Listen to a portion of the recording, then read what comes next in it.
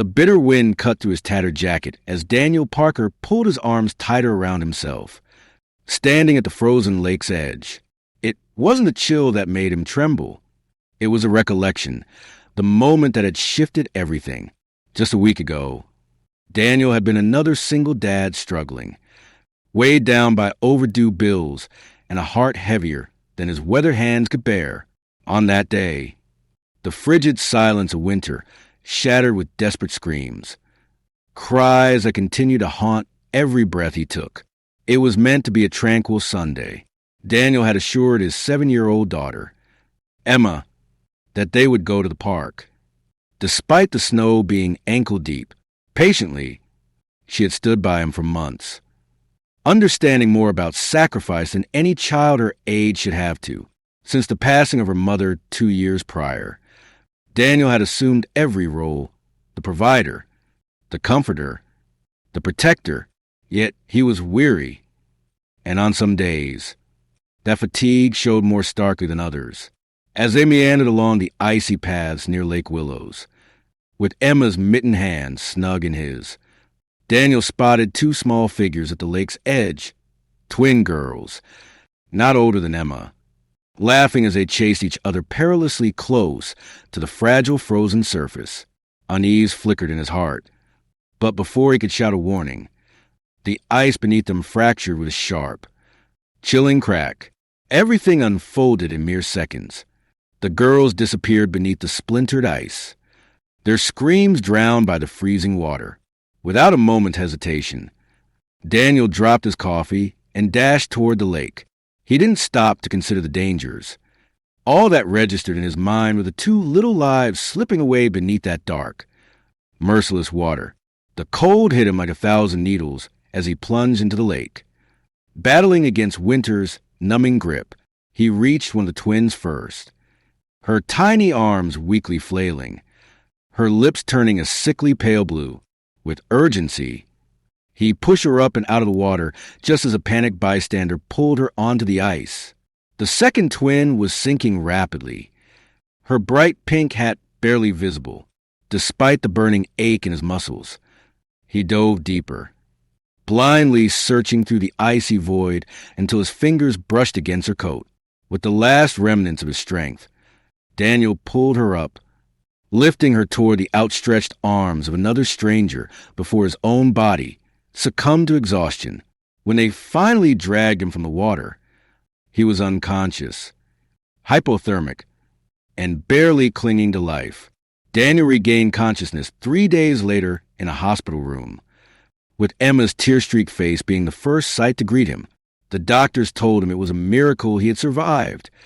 The town deemed him a hero, but he felt anything but one. Hadn't he merely done what any parent would do? He didn't know the girls' names and didn't expect to see them again. Life cruelly resumed its normal rhythm. His rent remained unpaid. The utility company continued to demand their money, and the food in the fridge was exhausted faster than his paychecks could keep pace with. Being a hero didn't resolve his financial troubles.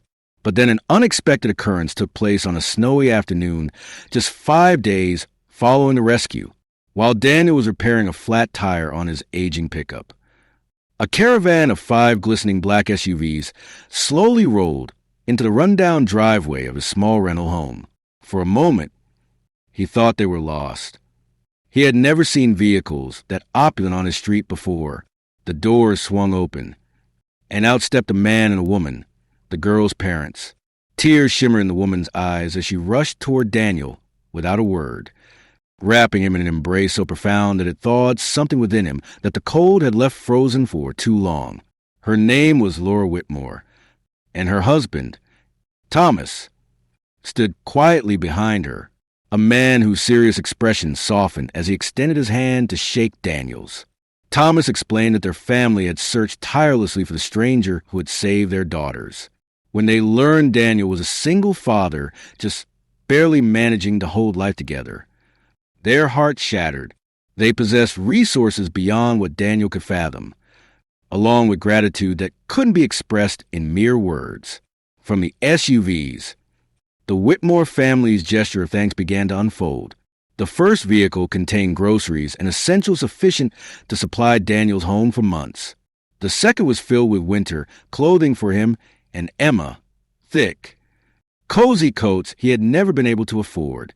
The third carried legal documents, an offer to clear all his debts and cover his rent for the next year. The fourth held a box containing a letter offering him a stable job at one of Thomas's companies with health insurance and enough pay to finally breathe easy. The fifth, however, wasn't for him.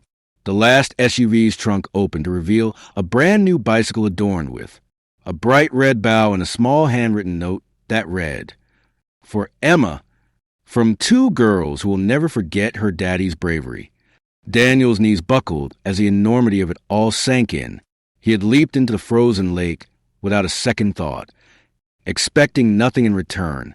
Yet, in one of life's rare, beautiful moments, something was sent back, a miracle born not of luck, but of selfless courage.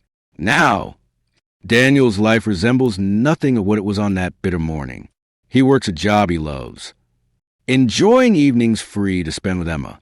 The old, broken house has long disappeared, replaced by a warm home filled with laughter, family dinners, and heartfelt gratitude. Every winter, when the lake freezes over, Daniel and Emma return to the spot where it all began. The twin girls, Chloe and Sophie, are often there too, bundled up, holding hands, and forever linked to the man who risked everything to save them from the depths. Sometimes life challenges us in the coldest, most difficult ways. However, when you lead with your heart, even in the face of fear, the world offers warmth back to you. True kindness generates ripples that extend far beyond what we could ever anticipate.